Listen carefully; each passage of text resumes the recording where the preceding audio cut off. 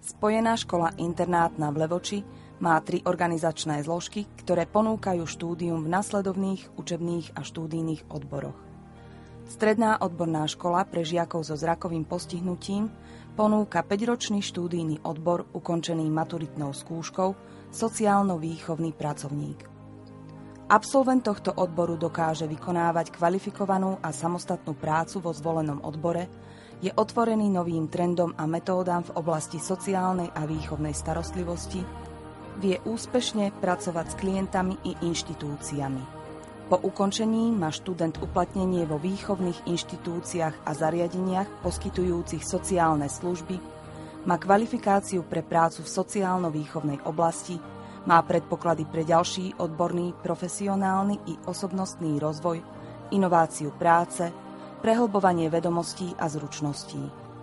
Absolvent tohto odboru je pripravený na vstup do praxe alebo môže pokračovať v štúdiu na vysokej škole v odboroch humanitného zamerania. Predstavujeme vám 4-ročné učebné odbory, ktoré sú ukončené výučným listom. Na učebný odbor technicko-administratívny pracovník nadväzuje 2-ročný štúdijný odbor technicko-ekonomický pracovník. Žiaci po ukončení prípravy v učebnom odbore technicko-administratívny pracovník dokážu samostatne vykonávať práce technicko-administratívneho charakteru vo všetkých typoch inštitúcií a podnikov. Píšu 10-prstovou metódou, vedia vecne, graficky, štilisticky a formálne správne vyhotoviť obchodné písomnosti. Majú poznatky o spôsoboch a postupoch účtovania v sústave jednoduchého aj podvojného účtovníctva. Sú schopní komunikovať v cudzom jazyku a majú osvojené zručnosti pri práci s počítačom. Po absolvovaní tohto štúdia ponúkame našim absolventom 2-ročné nadstavbové štúdium v odbore technicko-ekonomický pracovník. Toto štúdium je ukončené maturitnou skúškou. Štúdijný odbor technicko-ekonomický pracovník sa zameriava na podstatu ekonomických vzťahov, spôsob ich aplikácie v praxi, princípy podnikania, financovania podnikateľských subjektov. Absolventi tohto odboru samostatne riešia administratívne úlohy v súkromnom a štátnom sektore. Súčasťou nadstavbového štúdia je aj práca v cvičnej firme. Ďalším 4-ročným učebným odborom je odbor knihár. Žiaci sa naučia optimálne určiť pracovný postup pri výrobe knihárskych výrobkov, vyhotoviť albumy, diáre, pamätníky rôznych tvarov s použitím tradičných i netradičných materiálov a so zreteľom na využitie výrobných zariadení, používaného papiera, lepenky, kartónu, plátna, šijacieho materiálu, lepidla a podobne.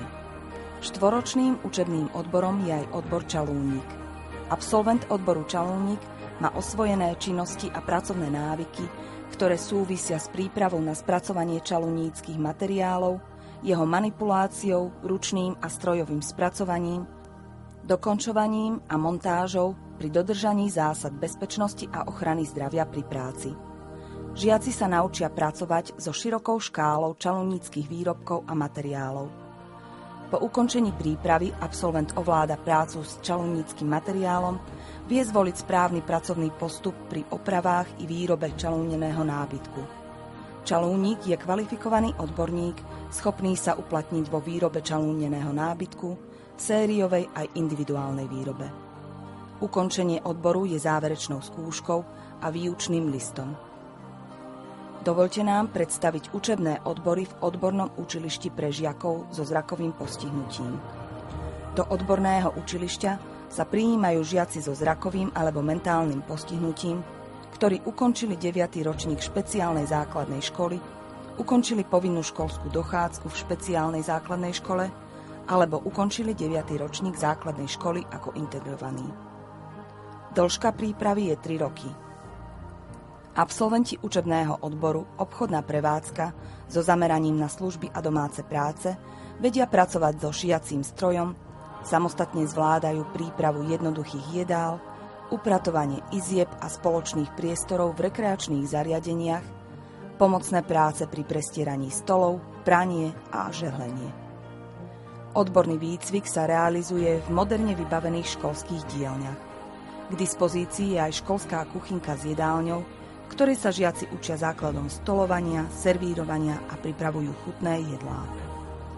Vzdelávanie a príprava v učebnom odbore spracovanie dreva so zameraním na čalúnenie nábytku sú zamerané tak, aby absolvent bol schopný vykonávať základné práce pri zhotovovaní a oprave čalúneného nábytku, čalúnení dopravných prostriedkov a vykonával jednoduché dekoratívne práce spočívajúce v spracovaní výplňových, textilných a ostatných čalúnických materiálov ručným a strojovým spôsobom.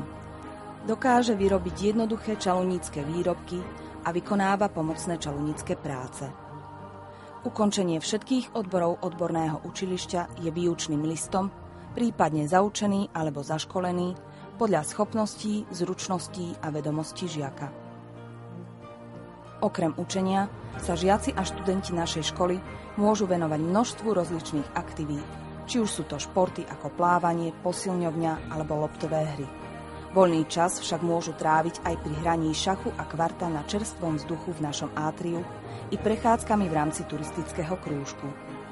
Ak uprednostňujete počítačový relax, môžete využívať moderné počítačové učebne. Pre kreatívnych mladých ľudí je tu ponuka tvoriť príspevky do školského časopisu Pohľady, vytvárať si vlastné umelecké dielka v hrnčiarskej dielni, či venovať sa iným tvorivým činnostiam v krúžku kreativity. Žiakom a študentom našej školy pomáha aj prístroj EEG Biofeedback a HRV Biofeedback pri trénovaní pozornosti, sebaovládania a celkovo im môžu pomôcť zlepšiť ich štúdijné výkony.